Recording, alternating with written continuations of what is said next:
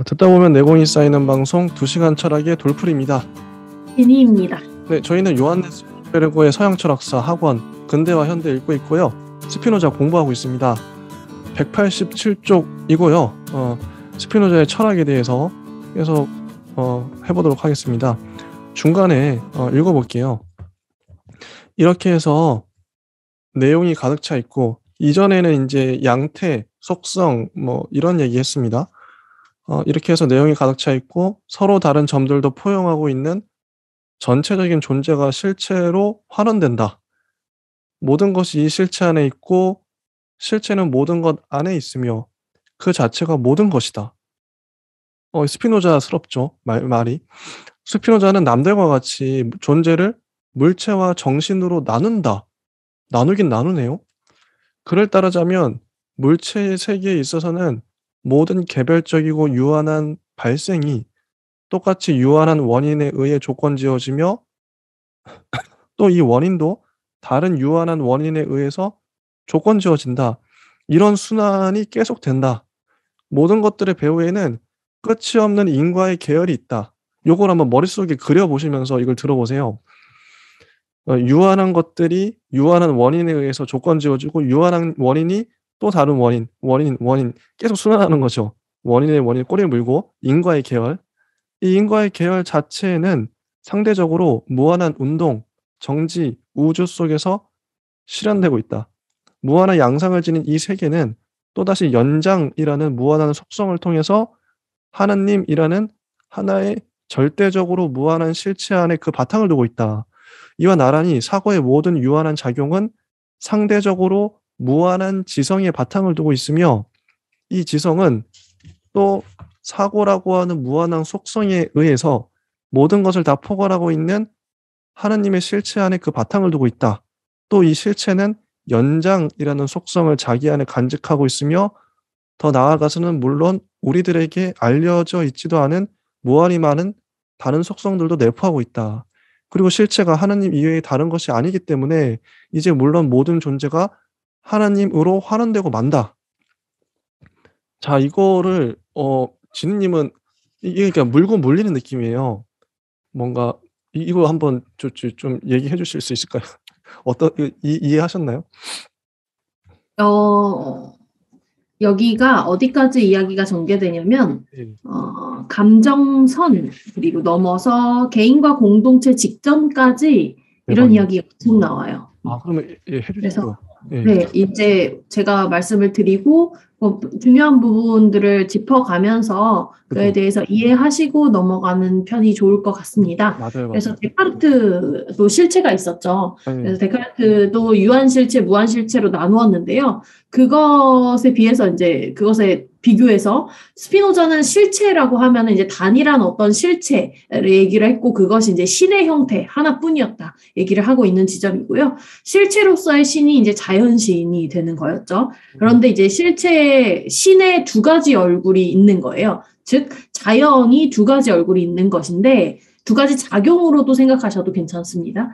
그래서 첫 번째는 무한히 능동적인 얼굴이라고 얘기를 하고 있고 그것이 이제 여기서는 능산적 자연이라고 얘기가 나오죠. 그래서 무한한 생산작용 이런 것들이 위시되는 능동적인 얼굴이 나오고요. 그래서 신이 혹은 그 신과 같은 위치에 있는 자연이 가지고 있는 속성은 순수한 힘 그리고 역량, 에너지 이런 것들이에요. 그런데 이제 신이 두 가지 얼굴을 가지고 있는데 그 두 번째 얼굴은 여기서 소산적 자연이라고 말하고 있는 부분인데 무한 실체인 신이 만든 결과물 그런 것들의 일체가 이제 자연의 일체겠죠. 그 두 가지 얼굴 중에 두 번째가 우리가 감탄의 대상이에요. 최근에 거제도에 갔다 왔어요.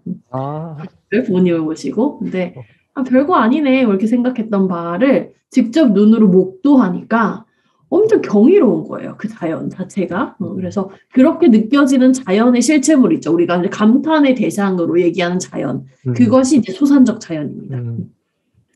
그래서 신의 두 가지 얼굴, 그 두 가지 작용에 대해서 얘기하고 있는 지점이고요. 그 두 가지 얼굴에 대해서 소산적 자연, 능산적 자연이라고 설명을 하고 있고, 그래서 스피노자가 한 말을 빌리자면 하느님은 곧 실체요 자연이다 라고 하는 그 스피노자의 실체 개념을 설명하고 있는 큰 맥락입니다. 그래서 그 내용이 191페이지 맨 위에 문단까지 쭉 이어져서 나오고 있고요. 네. 그 실체로서의 자연신 안에 인간, 나라는 존재도 사실상 들어가 있다라는 맥락이죠. 그래서 데카르트가 유한실체, 무한실체로 나눈 것이 사실은 이 스피노자가 비판하고 있거나 아니면 다른 지점에서 시작하고 있다라고 이해를 하시면 되겠고요. 범신론의 유래라고 해서 191페이지 쭉 나오고 있는데 이 부분은 일종의 범신론적인 부분에서의 스피노자를 읽어냈고 정리했다라고 볼 수 있겠는데요. 이 지점이 우리가 힐시베르거의 원고가 시차가 좀 있고 앞서서 말씀을 드렸다시피 다른 원고에서는 스피노자를 더 이상 범신론적으로 설명하지 않는다. 오늘날의 관점이 그러해요. 그래서 혹시 괜찮다면 그냥 쭉 읽거나 아니면 뛰어넘어도 상관이 없을 것 네, 같습니다. 좋습니다. 요거는 그럼 이제 이 파트는 전적으로 지니님께서 스킵하면서 스킵 좋아요. 네, 진행해 주시죠. 네, 따라가겠습니다. 네, 이제 범신론의 유래가 191페이지에 나오고 있고요. 192페이지까지. 네. 그 내용들의 데카르트의 실체와 속성에 대한 구별, 반론, 요런 축에서는 저희가 이야기한 것까지 알고 넘어가면 될 것 같고요.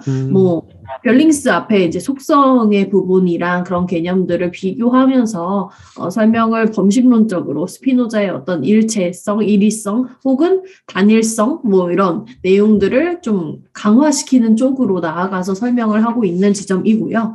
그것의 이제 문제들, 서로 다른 것들의 개념들을 어떻게 사용할 수 있는지에 대한 문제들, 실체 개념을 어떻게 자립성으로서 정립해야 되는지, 속성은 실체와 어떻게 구별되는 것인지에 대해서 힐시베르거가 정리를 해놓고 있습니다. 그런데 이제 이 부분들은 질문으로서 얘기가 나와 있고 그 뒤에 부분에 토마스 아퀴나스나 플라톤이나 아리스토텔레스의 여러 가지 변신론 등등이 언급되고 있는데요. 정답이라고 얘기할 수 있는 결론은 195페이지부터 시작됩니다. 그래서 스피노자의 이러이러한 문제점 혹은 통합으로 하나로 보고 있는데 그 하나의 개별성에 대해서 어떻게 이야기를 할 수 있는가 이에 대한 답변이겠죠. 195페이지를 읽어보면 될 것 같습니다. 그럼 잠깐 그 전에 제가 질문 몇 개 여기 써 있는 거 읽어볼게요. 네. 이게 193쪽에 있는 질문들인데요. 자, 이런 거죠. 우리는 실체의 개념을 성립되어 있는 자립성이라고만 생각해야 하는가? 만약에 그렇다면 여러 실체는 존재의 근거라는 관점에서 보자면 결국 제일 원인에 의존하게 되므로 상대적인 자립성만을 갖게 된다. 실체는 절대적인 자립성을 뜻하는 것일까? 이런 질문이 있고 2번은 그렇다면 속성은 실체와 어떻게 구별되는 것일까? 이 구별은 실제적인 구별인가? 개념적인 구별인가? 이런 질문 이 있어요. 네, 일단 이 정도 하고 계속 해주시죠. 195쪽. 그래서 잘 알고 있는 사람은 읽어보겠습니다. 195페이지입니다. 스피노자 철학의 정수가 그의 절대적인 필연성에 관한 학설에 있다는 것을 알고 있다. 그래서 우리가 필연성 중요하다라고 했는데 잘 알고 있는 사람이라면 필연성 중요하다고 꼽을 거야. 이렇게 이제 정답으로서 얘기를 하고 있죠.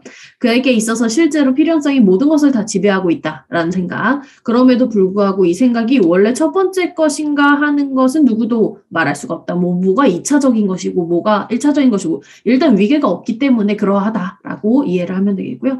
필연성은 오히려 관념의 관계에 관한 논리학에서 생겨나며 이 논리학 이외에 아무것도 아니다. 기하학에 있어서는 모든 것이 관념적인 연관을 바탕으로 해서 필연적인 것처럼 스피노자는 존재의 형이상학에서도 그러하다라고 해서 이제 기하학에 관하여 관련된 공리와 정리로서 증명을 했다라고 이제 앞서 말씀을 드렸는데 그에 대한 정리로서 읽어주시면 되겠고 스피노자는 존재를 기하학적인 질서에 따라서 관찰하는데 존재의 원인이 되는 것은 곧 논리적인 이유이다라고 얘기를 하면서 여기서 우리가 익숙한 목적 이런 부분들을 떠올려 봐 주시면 됩니다.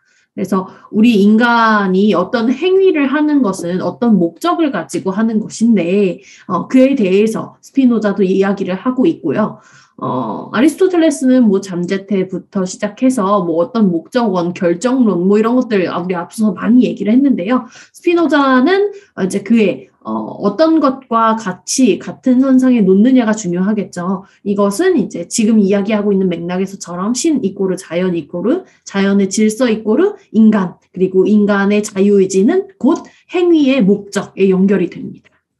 그래서 그 부분의 흐름을 잘 따라오시면서 스피노자는 존재를 기하학적인 질서에 따라서 관찰을 하고 우리는 이런 것을 인과의 계열에 관한 그의 여러 가지 원칙들에서 찾아볼 수 있는데 이 원칙들은 세계가 하나님으로부터 생겨난다고 보고 있다. 계속 반복되고 있죠.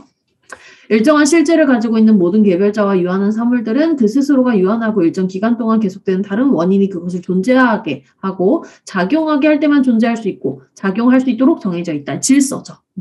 그러나 이런 원인도 똑같은 방법으로 다른 원인에 의해서 규정되지 않을 수 없으며 이런 관계는 무한히 계속된다. 그래서 앞에서 우리가 필연성의 이야기, 필연성이 중요하다 얘기했는데 필연성은 곧 관계에 대한 얘기다라고 힐스베르거가 정리를 잘 해줬기 때문에 필연성, 또 인과, 관계 이런 것들에 대해서 계속 떠올려봐 주시면서 읽겠습니다. 그러나 이런 무한한 인과 계열의 전체는 언제나 강조되고 있는 바와 마찬가지로 또다시 하느님의 본성에 의해서 필연적으로 정해져 있다. 그래서 필연성이랑 연결이 되죠. 우리가 유기적이라고 보통 이야기가 되어지는 그런 개념으로 읽어주시면 조금 더 완벽하게 맞다라고는 할 수 없겠지만 이해는 할 수 있을 거예요. 세계의 과정은 하느님의 본성으로부터 본질로부터 논리적인 필연성을 가지고 생겨나기 때문에 그것이 생겨나는 방법 이외에 다른 방법으로는 생겨날 수 없다. 우리는 삼각형의 본성에서 내각의 합이 생겨나는 것처럼 여기 수학에 의거해서 증명으로서 얘기를 하죠. 사물이 하느님으로부터 생겨난다는 말을 듣고 있다. 그러기에 스피노자는 자연에는 목적이 없다. 그래서 모든 목적 원인은 자연에는 목적이 없습니다. 근데 인간 행위는 목적을 갖죠. 모든 목적 원인은 인간의 환상 이외에 아무것도 아니다.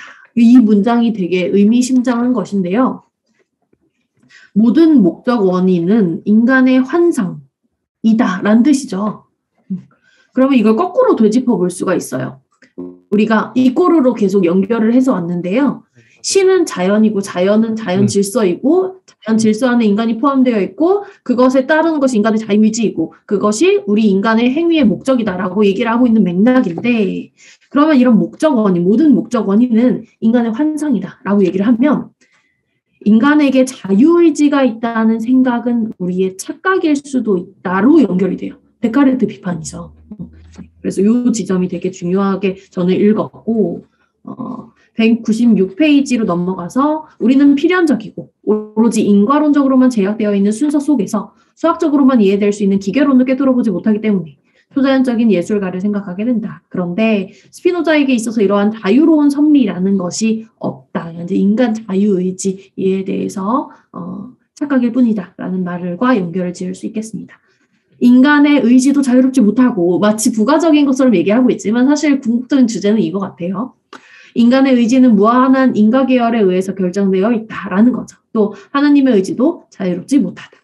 의지는 지성처럼 사고의 한 양상에 지나지 않는다. 그래서 모든 하나하나의 의지 작용은 그것이 다른 원인에 의해서 규정될 때에만 존재할 수 있고 작용할 수 있도록 규정할 수가 있다. 그리고 그 원인도 다른 원인에 의해서 규정되고 이것이 무한히 계속된다. 그래서 의지는 자유로운 원인이라고 일컬어질 수 없으며 여기가 이제 핵심이겠죠. 일종의 필연적이고 강제된 원인이다. 여기서부터 이제 이후에 나타나는 근대 후반 혹은 현대 철학자들의 논의가 이어지는 것 같아요. 다분히 현대적인 주장이죠. 의지와 지성이 하느님의 본성에 대해 갖고 있는 관계는 운동과 정지 그리고 모든 자연적인 사물들이 하느님의 본성에 대해서 갖고 있는 관계와 같다. 따라서 의지는 기타의 자연적인 사물들과 마찬가지의 방법으로 하느님 본성에 속하는 것이 아니라 운동과 정지 및 기타 하느님의 본성의 필연성으로부터 생겨나는 모든 것들과 똑같은 방법으로 하느님의 본성에 관계하고 있다. 그래서 하느님에서부터 시작을 하고 있긴 하지만 신과 자연과 인간의 그 자연 질서, 인간 행위, 목적이 다 어떤 평행선상에서 놓여진다는 점, 위계가 없다는 점, 그런 부분에서 다수 많은 다른 방향으로의 파생이 이어지죠. 전통적인 다른 생각들과는 완전히 단절된 부분들을 읽어내실 수 있어야 하겠습니다. 그래서 그 다음 문단 바로 한 4번째 줄 밑에 끈질긴 영향을 미친 것은 목적이 원인이라는 요런 거, 목적이 원인이다. 요런 것들 사실 전통적으로 우리가 좀 벗어나기 힘든 어떤 메커니즘이었는데요. 19세기의 어떤 결정론 전체가 여기에 바탕하고 있다. 위에 인용문에 나타나 있는 스피노자와 꼭 마찬가지로. 그래서 19세기의 이론을 이미 스피노자가 담지하고 있다라고 읽어주시면 되겠고, 이 목적론도 하느님의 존재, 인간의 존재, 생물, 물리적 존재 등등 글자 그대로 필연성이라는 이름으로 동일하게 다루었다. 그러나 실제로 이미 이런 결정론은 필요가 없는 것이었는지 없을 것이다. 왜냐하면 그동안 이미 사람들은 경험론과 실증주의의 영향을 받아 현상화적인 존재 파악, 즉 표상의 세계로 되돌아가고 있었기 때문이다.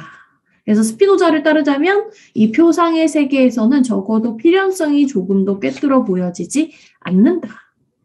우리가 전통적으로 얽매여 왔던 생각들을 여기서 콕 집어주고 있고요. 그 부분에서의 스피노자가 하나의 터닝 포인트로서 19세기에 생각했던 그 생각들을 이미 담지하고 있었구나라고 읽어낼 수 있는 문단입니다. 그래서 흉의 이야기가 언급되어 있고 칸트 이야기 그리고 뒤에 이어서도 철학사의 발전이 단순한 용어에 의해서 생명을 유지해온 일 이런 것들에 대해서 키에르케고르의 투쟁, 존재 이런 것들 스피노자의 영향을 해소시킬 수 있었다라고 정리를 하고 있는 지점입니다. 여기까지 딱 보면 제가 정리를 해보면 기계론이네요. 말 그대로 기계론. 하나님도 그러니까 이게 자기 뜻대로 할 수 없고 어떤 그 자유가 없어요. 하나님도 그냥 어떤 운명 같은 것들로 기계적으로 움직이고 인간도 당연히 그 운명의 수레바퀴 안에서 짜여진 각본대로 움직이는 듯한 자유가 없는 지금 제가 이렇게 말하고 있는 것도 이게 다 뭔가 이제 예전부터 있었던 그런 거대한 섭리에 의해서 가는 건데 이런 필연성인 거죠. 필연성인 건데 여기서 보면 스피노자의 하나님은 인격적인 하나님이 아니라 관념적인 변증법 안에서 움직이는 전체적인 실체이다. 이런 얘기를 하는데 이게 그렇게 되면 진짜 자유의지가 아예 없어져 버리네요. 어떤 예외를 인정할 수도 없고 지금 근데 딱 어떤 게 떠오르냐면 요즘 우리가 많이 관심 있는 사주팔자라든지 사주팔자는 우리 운명이 태어날 때부터 정해진 거잖아요. 네 운명 원래 그래. 관상이라든지 그런 것들이 생각나요. 네. 그래서 네. 이 인간의 자유의지 이런 내용이 언급이 된다면 이제 스피노자 관점에서 이렇게 얘기가 되는 거죠. 자연 법칙이나 혹시 질서 이런 것들을 모른 채로 그냥 자의적으로 임의적으로 행동하는 것 그것이 바로 자유의지다. 이렇게 아마 해석을 하게 될 텐데요. 모른 채로. 근데 또 그런 말에 제 생각에는 네가 자유의지대로 행동하는 것처럼 보이지. 근데 결국 네 운명대로 살고 있어. 이렇게 반박하지 않을까요? 결국 네가 어떻게 행동하든 그거는 예전부터 이미 다 정해져 있고 하나님의 뜻대로 움직이고 있는 거야. 이런 식으로 반박하지 않을까? 결국 이게 그러니까 극단적인 밀어붙이는 거죠. 극단적인 필연성인 거죠. 이 운명론인 건데 네가 어떻게 하든 그건 다 너의 이미 다 정해진 운명이야. 닌 그렇게 살게 돼 있어. 사주팔자가 그렇잖아요. 딱 점쟁이가 딱 봤는데 얘 벌써 죽었네. 사주에 이미 그렇게 나와 있어. 어떻게든 인간이 바꿀 수 없어. 이런 느낌이에요. 어떻게 생각하시나요? 이게 맞나요? 스피노자? 아마 부분적으로는 어떤 말씀을 하시는지 알 것 같아요. 뭐 예. 자유를 위해서는 인간은 결국 그 자연에 내재해 있는 질서나 신의 필연성을 알아야 되는 것처럼 얘기를 하고 있다라고 하는 지점에서는 그렇게 얘기가 되는데요. 아까 뭐 사주팔자라든지 이런 네. 운명론적인 부분은 위계 질서가 있어요. 그래서 좀 달라요? 이게 아니에요, 이게? 좀 다를 것 같아요. 위계 질서가 문제가 아니라 우리가 막 신을 찬양하고 막 굿하고 이러려면 그걸 초월성으로서 믿어야 되는데요. 그 맥락과는 조금 달리 이건 아니다. 네, 필연성에 대한 내용인 것 같고요. 그래서 사실은 코나투스랑 연결이 되죠. 코나투스라고 한다면 미리 정리를 해볼게요. 202페이지까지 아마 인간에 대한 자유 얘기가 계속 질문으로서 던져지고 얘기가 나오고 그래서 이제 로프스 뭐 이런 얘기 나올 거예요. 그 다음에는 이제 인간의 본성 자체를 욕망으로 보는 스피노자가 코나투스라는 개념을 쓰면서 이제 유한 사물들, 우리 인간을 포함한 유한 사물들이 자신의 존재를 지속시키려고 하는 자기 보존의 능력, 뭐 이런 것들 어떻게 보면 본성이라고도 할 수 있는데 그 본성이라는 말을 쓰지 않은 데는 이유가 있겠죠. 그래서 그 부분에 입각해서 본다면 인간 본질 자체를 자연의 일부 그리고 자연이 동물이 그 인간 욕망에 따라서 막 행동하고 살고 이런 방식으로 그 이전에 데카르트는 동물과 인간의 구분 뭐 이런 것들 많이 했겠죠. 이성적으로. 그런데 그것들을 다 파기시키고 인간 역시도 하나의 자연의 일부로서 욕망을 가진 존재로서 코나투스를 얘기를 했다는 것. 그 부분이 되게 중요한 지점이고요.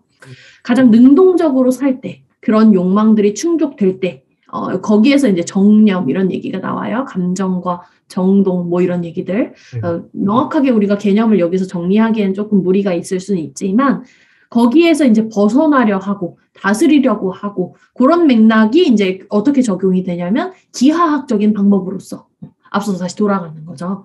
그래서 인간 자유의지에 대한 끊임없는 고민 이런 바에 대해서 얘기를 하고 있는 지점이 후반부입니다. 이것도 한번 해주시죠. 감정과 선 197쪽부터 마지막까지 해주시면 될 것 같은데.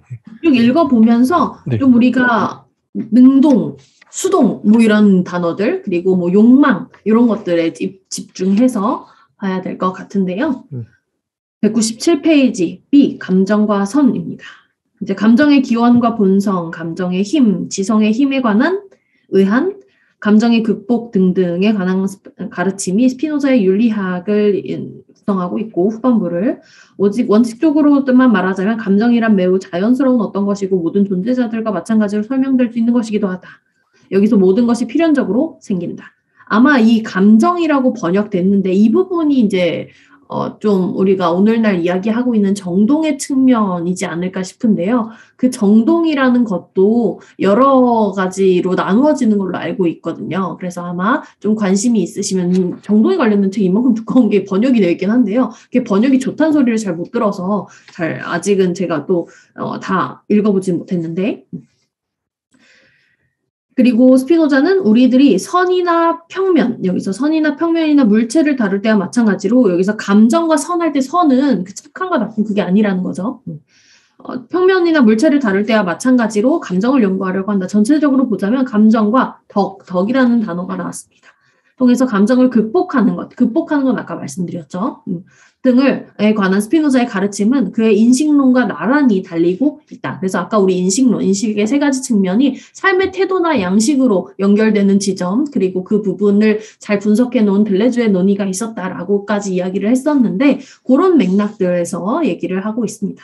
감정은 감성적인 알매, 덕은 능동적인 지성에 해당된다. 유한한 존재로서의 인간은 자연의 연관 속에서 짜여져 있으며 개별적인 사물로서 인간이 개별적인 사물로만 쳐다보고 있을 때 특히 자신의 육체로부터 알맞지 않은 표상들을 받아들인다.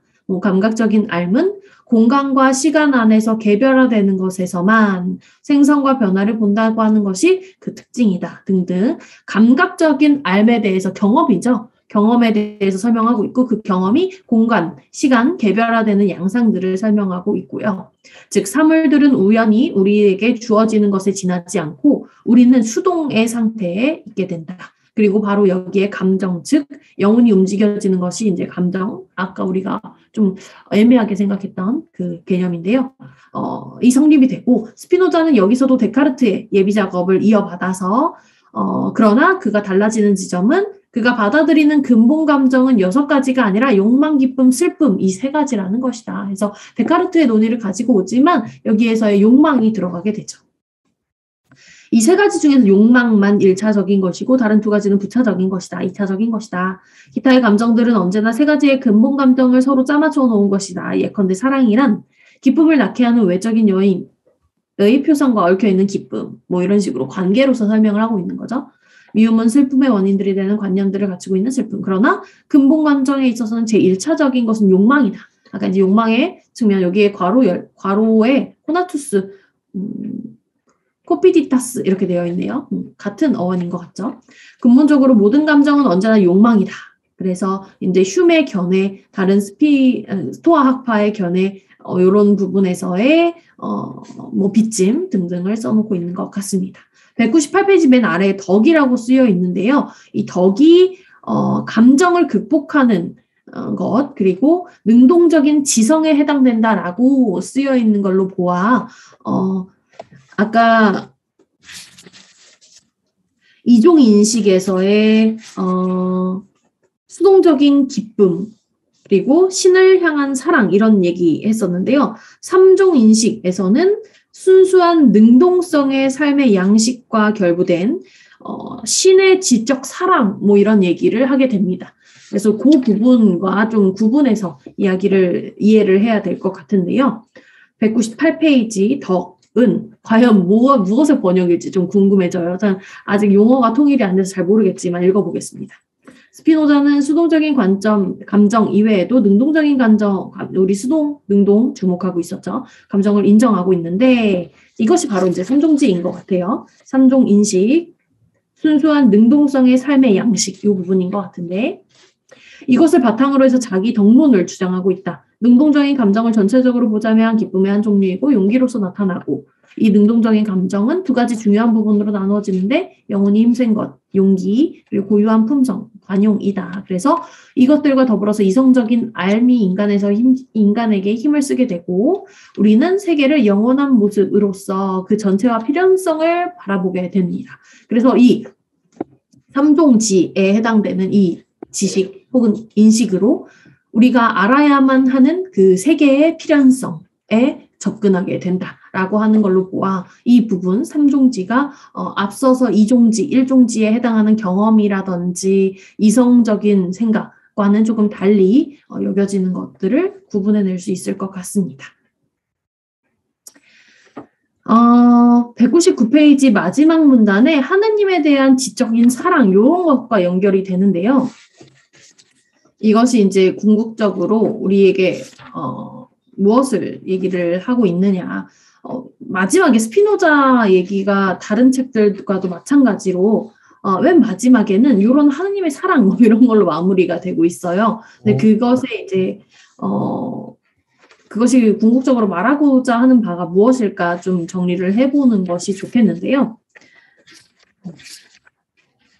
아마도 그 다른 책에서는 신에 대한 영적인 사랑 뭐 이렇게 설명이 되어 있어요. 그래서 앞에서 뭐 인식이든 지식이든 계속 구분하면서 삶의 태도 얘기하고 있고 신 이꼬르 자연 이꼬르 자연 질서 이꼬르 인간 그리고 인간의 목적 뭐 이런 것들과 다 일치시켜 놓으면서 이야기를 전개시키고 나가고 있는데 의지 얘기를 할 때 우리가 그런 얘기를 했었죠. 인간에게 자유의지가 있다는 생각, 착각일 뿐일 수도 있고 자유를 위해서는 궁극적으로 인간이 자연의 내재해 있는 자연 필연적인 어떤 법칙 이런 것들을 알아야겠는데 그런 것들 사실상 되게 고통이죠.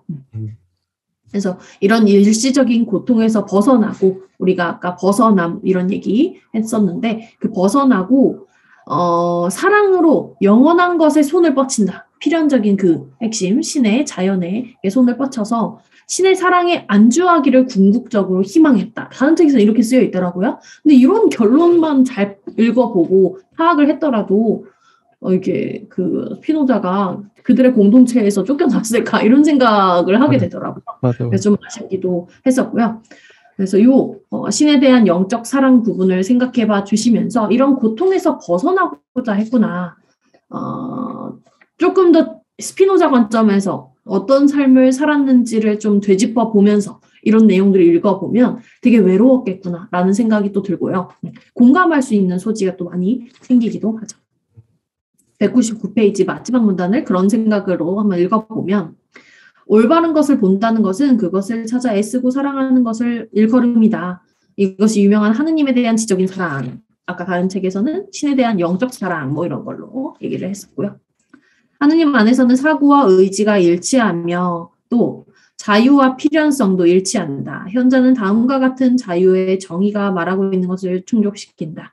그 본성의 필연성에 의해서만 존재하고 있는 사물이 자유롭다고 하지 않을 수 없다. 즉 필연성에 의해서만 존재는 자유로워질 수 있다. 아까 말씀드린 것과 같은 거죠. 자유를 위해서 인간은 자연에 내재한 질서의 필연 법칙을 알아야 한다라는 내용을 얘기를 하고 있고요.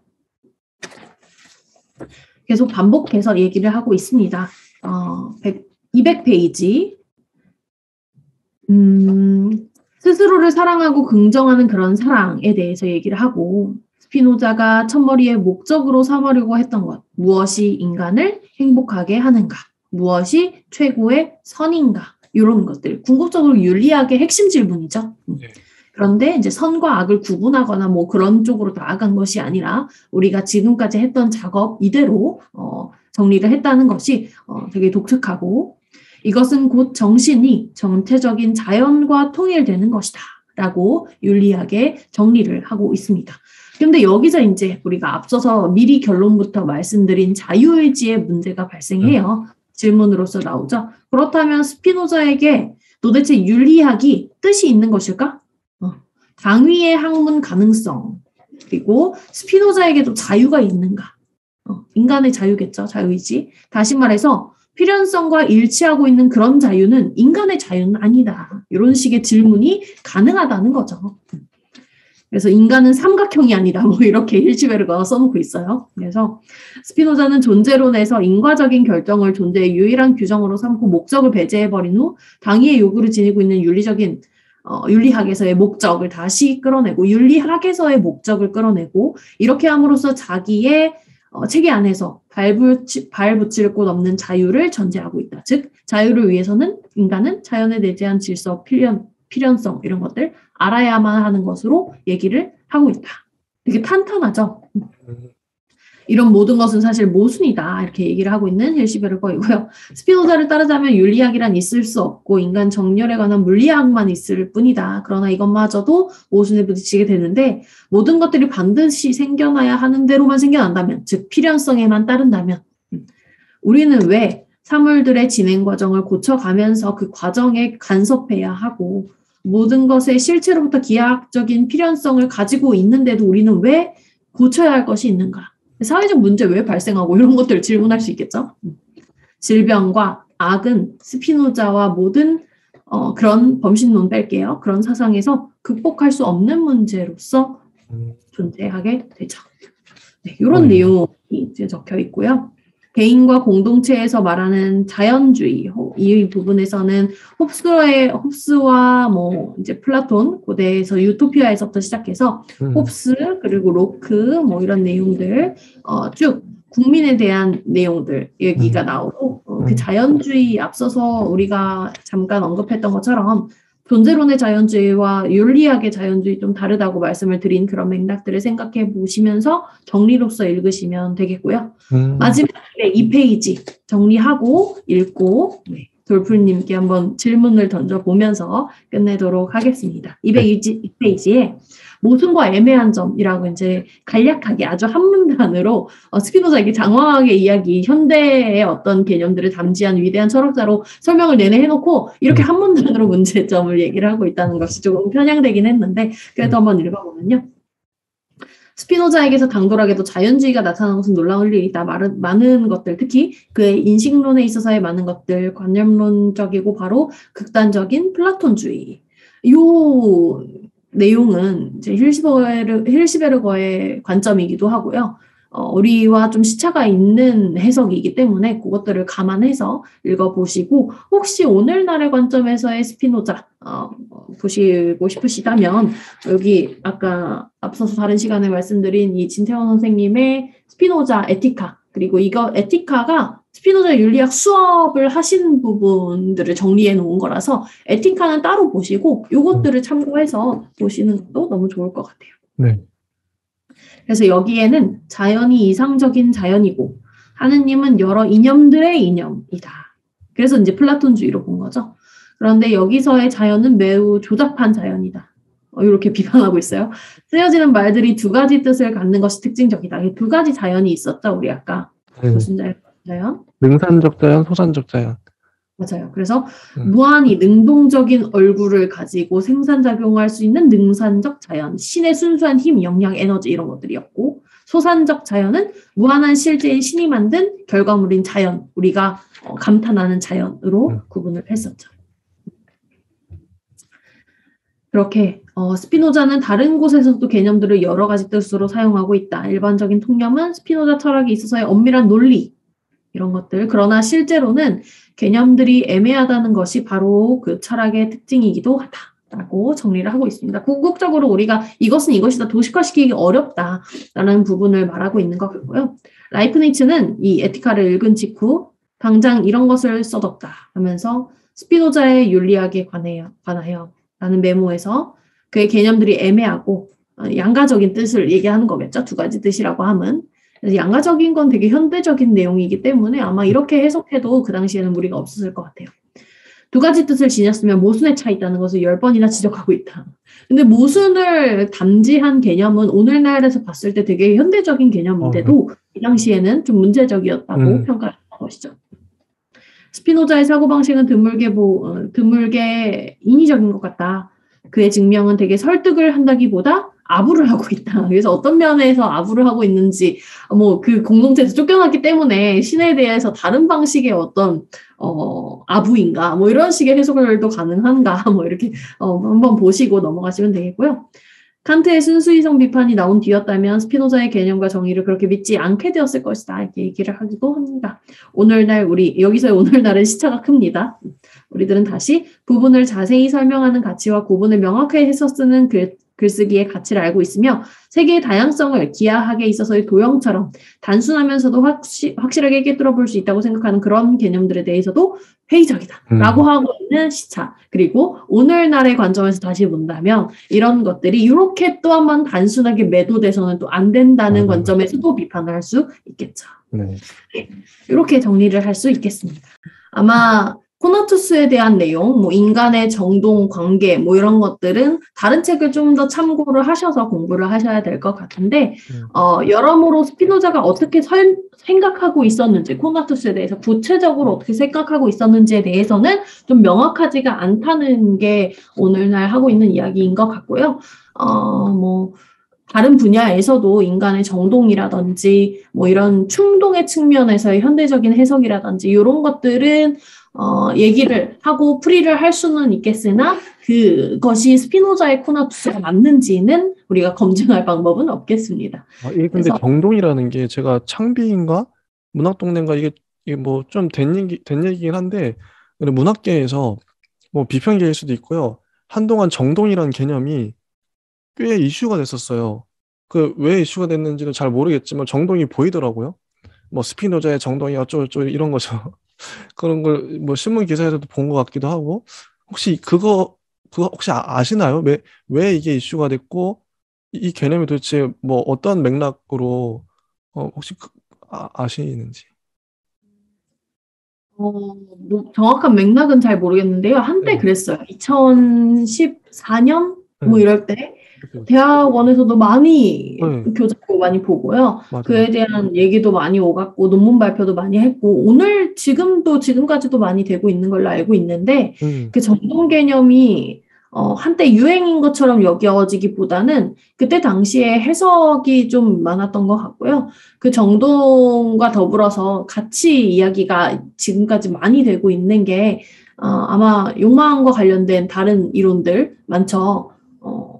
뭐가 있을까요? 프로이트 얘기도 해볼 수 있고, 아니면 정신분석학 계열의 다른 이야기, 이제 락강 얘기는 당연히 빠질 수도 없겠고요. 이런 충동에 관련된 내용과 더불어서 이제 분석이 좀 많이 된다 하면 좀 눈에 많이 보이셨을 것 같고요. 그것이 이제 스피노자의 정동과 같은가, 다른가 이런 것들은 좀 다른 문제인 것 같고 네.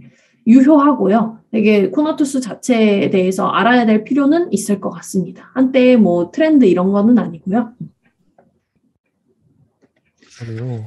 스피노자의 정동이 그러니까 좀 간략하게 뭐 어떤 건가요? 그러니까 좀 이슈가 되는 이유가 계속 회자가 되는 이유가 있을 텐데 이게 어떤 개념이길래? 응. 인간의 본질 자체를 욕망으로 봤다는 그 부분이 되게 핵심적이고요. 응.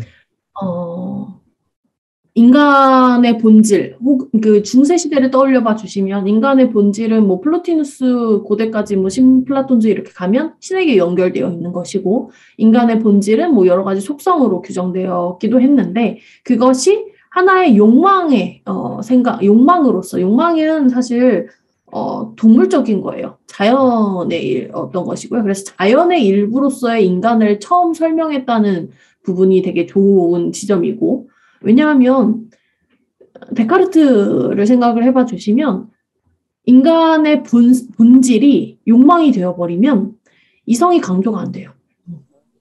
네, 그런 지점이 되게 좀 달라지는 지점이죠. 그래서 인간이 혹은 인간을 위시한 유한 사물들이 자신의 존재를 지속하려고 하는 자기 보존의 어떤 노력, 그걸 이제 욕망이라고 얘기하고 코나투스라고 얘기를 하는데 그 코나투스의 목표, 우리가 목표, 행위의 목적 이런 얘기했죠. 그런 것들과 다 연결이 되면서 끊임없는 충동이 계속 일어난다고 주장을 한다면 그 이전의 인간관과는 완전히 달라지게 되는 거죠. 이게 제가 어디서 읽었던 건데, 그러니까 만약 예를 들어서 촛불 혁명을 한다. 근데 그 촛불 혁명을 하고 있는 그 공동체 혹은 그 사람들을 분석을 하는데 뭐 여러 가지 틀이 있겠죠. 뭐 사회학적인 틀이 있고 심리적인 뭐 여러 틀이 있을 텐데, 근데 정동으로 이거를 분석을 한다 그러면 이 사람들의 어떤 이 사람들이 품고 있는 어떤 그러니까 뭐라고 불러야 되나 욕망이라고 해야 되나요? 어떤 뭐 기운이라고 해야 되나 에너지 그거를 이제 정동이란 단어로 그 사태를 해석을 하는 거예요. 근데 정동이라는 개념 자체가 모호하니까 아직 이게 되게 근데 재밌는 게요. 그럼 정동이 욕망이면 욕망이라고 말하면 쉽잖아요. 근데 왜 굳이 욕망이라고 안 그러고 정동이라 그러는가? 뭔가 다르니까 개념을 쓴다는 건 그 개념만의 고유성, 특이성이 있으니까 쓸 텐데 저는 아직 그래서 정동이 뭐야? 저는 글을 읽어봤는데 도대체 당신들이 말하는 정동이 뭔데? 근데 아까 이제 지니님께서 말씀하셨죠.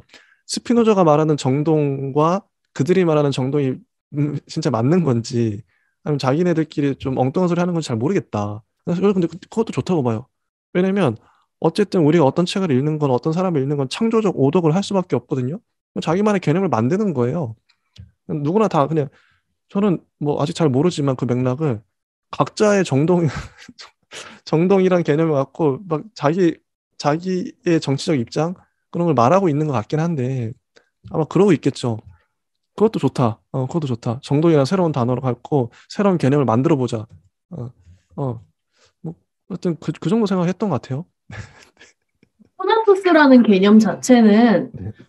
고대에도 있었고 중세에도 있었대요. 그리고 특히 홉스가 썼던 걸로 유명한데 그 코나투스랑은 좀 다르다라고 해서 이제 스피노자의 코나투스 이렇게 얘기를 하는 것이고요. 네. 우리가 앞서서 계속 스피노자 얘기를 하면서 이원론적인 어떤 생각들을 하지 않은 바로 스피노자가 좀 강조가 되고 있죠. 코나투스에서도 그러했다고 해요. 그래서 보통 스피노자가 코나투스를 얘기할 때는 뭐 마음이라든지 뭐 자유라든지 이런 것들이 물리적으로 존재하거나 어떤 사건이 일어나게 된 자연 세계와 따로 떨어져서 생각이 되는 게 아니라 그런 이원론적인 생각 자체를 거부한다는 거죠. 그래서 우리 안에서 뭐 인간 본성으로서 코나투스 이렇게 얘기를 할 때 그것이 외부의 자연적인 어떤 사건이나 이런 게 같이 결부되어 있다고 생각을 한 코나투스의 개념으로 이해를 하셔야 될 것 같고요. 다른 이제 코나투스의 개념들은 보통 운동 이런 식으로 얘기가 됐다고 해요. 이제 운동에 대한 개념. 운동. 그래서 그건 이원론적인 어떤 생각, 운동이라고 하면 사실 우리 정신적인 사유작용보다는 바깥에서 일어나는 어떤 뭐 자연 현상의 운동이라든지 아니면 뭐 동물들이나 뭐 사물들의 운동이라든지 이런 것들로 고대에서부터 얘기가 되어 왔는데 그런 것들, 그런 이원론적인 어떤 역설 자체를 좀 차단시키는 그런 것과는 좀 달라지는 지점에서의 스피노자 에코나투스 이렇게 얘기가 되어가고 있는 것 같습니다. 이게 이제 정리를 하는 마당인데 지금 제가 이게 읽으면서 궁금했기도 하고 뭐 저희 하도 같은 거기도 한데요. 아까 일원론, 이원론 얘기를 저희가 좀 했어요.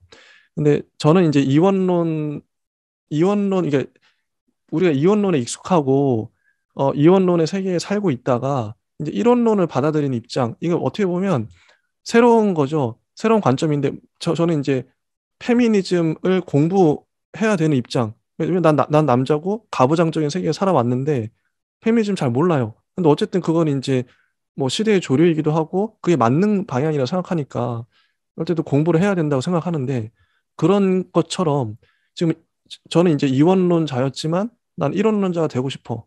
이게 맞는 방향인 것 같아. 그런 맥락에서 스피노자 일원론에 대해서 이게 근데 좀 아까 뭐 단점이랄까 문제점 모순 해가지고 해시베르가 지적한 점이 이 필연성 하면 인간의 자유가 그러니까 이런 질문을 해보고 싶은데요. 일원론 일원론을 밀어붙이면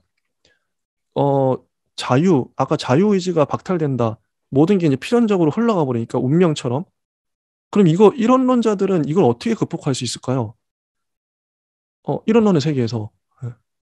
그거 극복이라고 하면 그 이원론적인 잣대에 다시 들어가게 되는 것 같고요. 극복을 하게 되는 것보다는 인간을 자연의 일부로 생각을 하고 그 인간의 행동 자체를 자연적으로, 합리적으로 그리고 코나투스의 어떤 원리 안에서 돌아가고 있다라고 설명을 한 지점을 좀 더 강조를 해서 보는 게 맞을 것 같아요. 그 이전에는 인간의 이성이 강조가 되면서 자연의 일부가 아니라 별개인 것처럼 되게 얘기가 되어져 왔었는데 맞서고 있죠. 맞서고 있죠. 네. 맞아요. 그런데 그런 지점에서 다른 결을 가지고 있다라고 이해를 하시는 편이 훨씬 더 좋을 것 같아요. 그럼 이게 일원론이냐 이원론이냐 이렇게 선택에 들어가게 되면 사실은 같은 얘기를 하고 있는 거거든요. 둘 다. 심신 일원론, 심신 이원론 이렇게 해버리면 일단 뭐 정신이 육체를 지배하거나 육체가 정신을 지배하면 일단 일원론이 되고요. 이원론이 되면은 정신과 육체가 별개인다라고 할 수 있죠. 근데 그 논리는 정신도 따로 일단 존재해야 되고 육체도 따로 존재해야 되고 누군가가 그 둘 중 하나로서 뭔가 하나를 포섭시켜야 된다는 논리인데 그렇게 되어버리면 그 육체든 정신이든 나 자신이 나의 정신과 육체를 완벽하게 통제할 수 있다는 전제 하에 들어가야 되는 거거든요. 근데 스피노자의 논리대로 얘기를 하면 내가 내 정신을 설명을 못할 수 있는 부분도 존재하고 내가 내 신체를 완벽히 통제할 수 없는 부분도 우리가 여지가 생긴다는 거죠. 그래서 우리가 답습해온 그런 그물들 안에서 좀 빠져나갈 수 있는 바를 좀 곰곰이 생각하는 쪽으로 가야 될 것 같고요.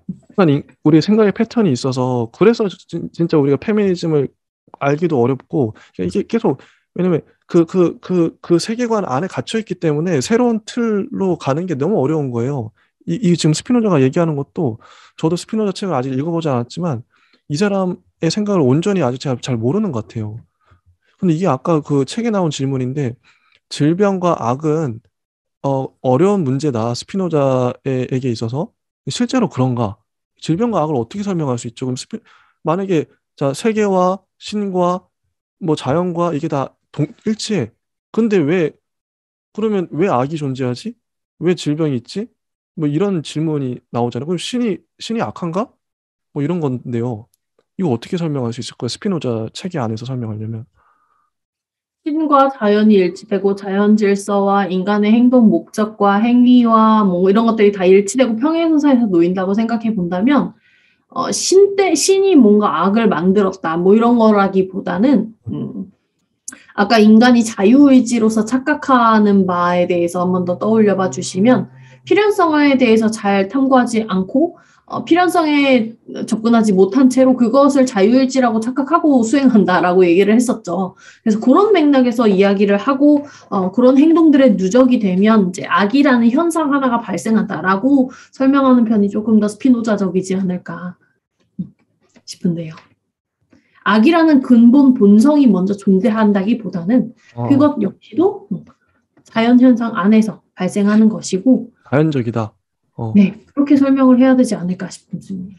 하긴 그래요. 아니, 진짜 오히려 자연이라는 사태를 가만히 관찰해 보면 뭐 사자가 사슴 잡아먹는 게 악인가? 걔는 먹고 살려고 하는 건데 인간이 그냥 의미를 부여할 뿐이고 자연은 원래 그렇게 원래 그러한 거잖아요. 스스로 그러한 게 자연인데 거기에다 인간의 윤리적인 잣대를 들이대는 거지. 그러니까 선도 악도 자연의 한 속성일 속성? 속성? 속성일 뿐이지 않나? 선만 있는 자연은 없잖아요. 그거야말로 관념적이고 환상적인 것일 텐데 악도 있지 당연히 어느 자연이나 뭐 이런 생각도 들고 이건 좀 더 고민해봐야 될 문제고 그리고 아까 그런 것도 있어요. 읽었던 문장 중에 기억나는 게 자연은 이렇게 생길 수밖에 없다. 필연적이다. 이 필연적인 말이 지금 우리가 살아가고 있는 이 자연의 모습 그대로 이렇게 생길 수밖에 없었다. 이런 식으로 이제 이게 뭐라 그럴까? 필연적으로 이렇게 만들어졌다는 거죠. 이런 사태대로 흘러갈 수밖에 없고 사슴도 사슴의 모양일 수밖에 없고 과학적으로도 그게 이제 밝혀지잖아요. 되게 왜 이게 모든 게 되게 과학적으로 이제 뭐 행성도 이렇게 돌 수밖에 없고 이게 되게 과학적이단 말이죠.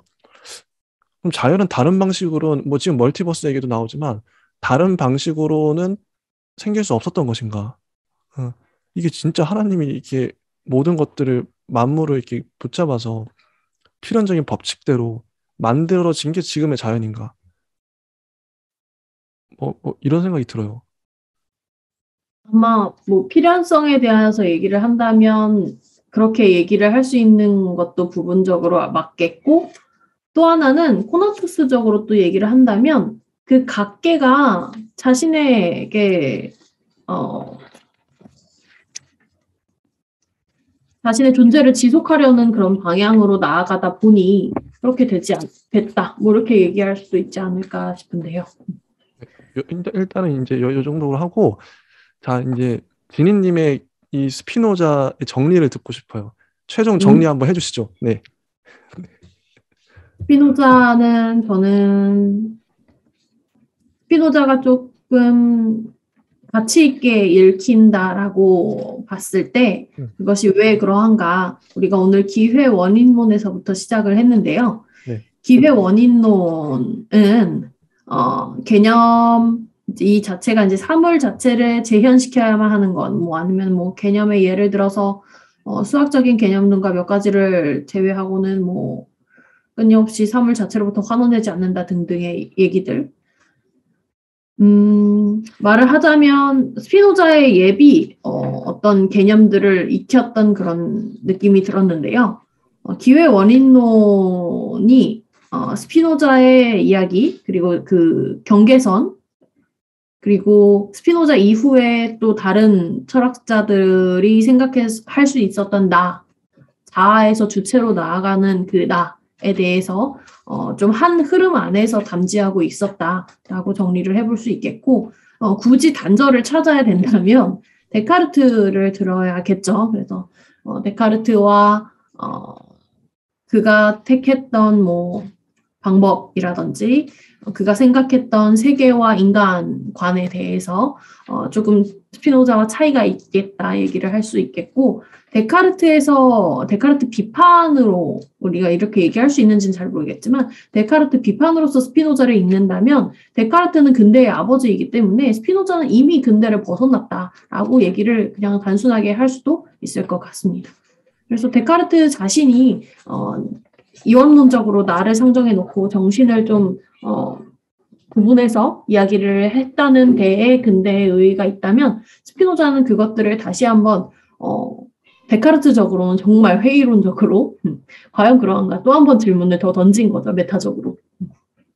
그랬을 때 결론 자체가 좀 모호하게 느껴질 수는 있으나 스피노자가 오늘날 읽기에도 좀 모호한 이 힐스베르거의 시대까지만 해도 그것이 이제 단점으로 느껴지긴 했지만 사실 오늘날의 모호성이 그렇게 부정적인 것만은 아니기 때문에 그렇게 좀 모호성에 입각해서 다른 여러 가지 세계관 그리고 스피노자가 생각하는 인간관에 대해서 좀 정리를 하시면서 보셨으면 좋겠고 중요하지 않을 것 같아요. 앞에서 뭐 좀 어려웠던 내용들 스피노자의 인식이 뭐 세 가지로 나뉘고 그 인식이 삶의 방향이나 태도로 이어지고 삶의 방향과 태도가 뭐 필연적이고 뭐 절대적인 어떤 하나의 동일 원칙으로 뭐 연결되고 이런 것들 뭐 지식으로서 알 수는 있겠으나 스피노자가 데카르트와 달라지는 지점에 대해서는 아마 다들 들으시면서 읽으시면서 충분히 파악할 수 있을 것 같고 스피노자의 저서를 읽는 게 제일 좋을 것 같아요. 네. 안 그래도 그냥 원전으로 읽어도 모호한 사람이라면 우리가 뭐 그 개론서나 철학사의 이런 개요서들 읽는다고 해서 파악이나 정리가 감이 되지는 않을 것 같고요. 조금 더 알고 싶다라고 한다면 진태용 선생님의 윤리학, 에티카 강의를 듣자. 네. 그게 제일 확실하네요. 이제 우리가 오해를 하고 있는지도 모르겠다는 생각이 드는데 얘기하면서도 근데 이제 개념을 아까 개념이 모순된다 이거는 저도 이게 최근에 이제 발견한 것들인데 모순에 이 아름답더라고요. 어떤 개념이 그러니까 인간의 삶 자체가 모순되잖아요. 뭐 하나 예를 들면은 그 이게 살아있다를 이게 깊이 이제 숙고하려면 죽음을 생각할 수밖에 없어요. 그러니까 살아있는 것과 죽음은 맞물려 있으니까 이건 뭐 모든 종교인들도 이제 갖고 있는 통찰인데 그러니까 살아있음에 대해서 말하려면 반드시 그러니까 죽음을 생각한 사람은 더 잘 살 수밖에 없고 이런 모순적인 것들이 인간의 삶엔 다 붙어 있더라고요. 선을 말하기 위해서는 악을 말해야 되는 그러니까 이런 개념들이 또 매력적이기도 하고 그게 어떻게 보면 진리에 가깝다 이런 생각이 들어요 저는. 그래서 여기서 모순이라고 하면서 비판하는데 그게 비판점이 아니라 오히려 그 개념들이 모순됐기 때문에 더 진리에 가까운 게 아닌가. 아까 이제 현대적이다라고 말씀하셨는데 저도 이게 동의합니다. 그래서 저의 스피노자 감상평을 이제 잠깐 이제 말씀을 드리면 램프레이트 읽을 때 정말 저희가 3시간 20분 동안 말할 수 있었던 이유가 뭘까? 과연 스피노자 어떤 점 때문에? 근데 힐슈베르거의 스피노자는 하고는 달라요. 힐슈베르거가 말하는 스피노자는 필연성, 아까 말했던 일원성 이런 것들에게 좀 저는 또 집중을 했던 것 같고요. 그 운명 이런 것들 제가 제대로 주목한 건지 모르겠지만 힐슈베르거를 보면서는 그런 것들에 집중이 됐고 오히려 저기 램프레이트에서는 그냥 감탄과 뭐 찬미, 뭐 동경, 뭐 이렇게 할 수밖에 없었던 게 3시간 20분 동안. 그때 우리는 도대체 무엇에 열광했던가 스피노자에 기억이 잘 안 나요. 저 기억이 안 나, 진짜. 뭔가 되게 열띠게 얘기했거든요. 근데 그게 이제, 그건 하나 말할 수 있어요. 이건, 정동이란 개념을 말하려고 하는데요. 자, 지금 진희님과 제가 스피노자에 대해서 오늘 꽤 오랜 시간 동안 이렇게 열띠게 얘기했죠. 이게 이성만으로 설명이 안 돼요. 어떤 그 분위기, 스피노자랑 얘기할 때 어떤 감성, 이게 정동이라고 생각해요. 지금 우리만의 이 분위기가 있죠. 녹화하고 있는 이런 어떤 기운, 에너지랄까? 이게 정동이라고 생각하는데, 그때 저희가 램프레이트를 녹화할 때, 윤님과 함께 할 때, 3시간 20분 동안의 정동, 그때의 정동과 지금의 정동은 다르다. 이 정도는 제가 확실하게 얘기할 수 있다. 그 정동이 뭔지 모르겠지만, 뭐, 요 정도가 저의 정리였고요, 스피노자. 아마 다른 책에서 스피노자를 만나면 또 다른 정동을 갖게 될 거예요, 우리는. 그런 거죠. 네, 그런 거죠. 자, 이제 진희님 더 혹시 스피노자 관련해서 더 하실 말씀 있으실까요? 정리를. 코나투스라는 것 자체가 네. 이제 제 나름대로 좀 이해를 한 바는 예. 자기 보존, 뭐 노력, 뭐 존재를 지속하려는 어떤 충동, 욕망 뭐 이런 걸로 해석이 되는데요. 그런 것들은 그냥 이론서에 나오는 문장일 뿐이고, 제가 이해한 바로는 코나투스는 스피노자가 말한 존재의 한 방식이지 않을까 이렇게 이해를 했고요. 사실은 이런 것들 지금 우리가 철학사 읽고 하는 거 누가 돈 주는 것도 아니고 뭐 월급 나오는 것도 아니고요. 그렇다고 해서 뭐 이게 다 완독을 한다고 해서 뭐 누가 수료증을 주나 학위를 주나 뭐 아무 관계가 없죠. 다만 공부를 해야 되겠다라고 생각하는 사람들은 그게 존재론적으로 그것이 맞고 합당하기 때문에 그런 행위들을 한다고 생각을 하고요. 그것이 이제 좀 우리의 행위의 목적이라고 찾을 수 있다면 하나의 필연성으로서 연결해서 좀 고민해 나가는 과정, 이런 것들 사실 충동이나 코나투스로 설명할 수 있지 않을까 이렇게 생각을 해봤고, 모호하다라는 내용은 애매성과 같이 이야기가 돼요. 오늘날 한국어로 따졌을 때 애매모호하다 이렇게 얘기가 나오죠. 이제 제가 석사 논문 쓸 때 주목했던 개념 중에 하나인데요. 애매모호함은 논리학에서 규정을 할 때 애매성은 이제 굳이 쉽게 따져서 얘기를 하자면 애매함은 의미론적 측면이고요. 모호함은 존재론적 측면이에요. 그래서 애매모호하다. 그래서 애매성, 모호성을 따로따로 얘기하지 않고 애매모호함이라고 얘기할 때는 의미론적으로도 존재론적으로도 그것을 구분할 수 없음에 대해서 얘기를 할 때, 차이를 얘기를 할 때 자기 차이 뭐 이런 것들 하는 용어들 많은데 그런 맥락에서의 개념을 이야기할 때 이제 애매모호성, 특히 오늘 우리가 느꼈던 스피노자의 모호함 뭐 이런 것들을 얘기할 때 존재론적인 모호함에 대해서 그것에 대한 탐구에 대해서 궁극적으로 스피노자가 결론에서 얘기하고 있지 않았나 이런 느낌을 많이 받았습니다. 입니다. 여기까지 하고요. 정말 스피노자 너무너무 매력 있는 철학자라고 생각해요. 더 공부하고 싶고 다음 주에는 저희가 라이프니츠를 들어갑니다. 이분도 만만치 않아요. 무려 50쪽 가량 되는데 어쨌든 다음 주에 라이프니츠 들어가 보도록 하겠습니다. 오늘 정말 재밌었어요. 네, 여기까지 하겠습니다. 네, 감사합니다. 감사합니다. 네.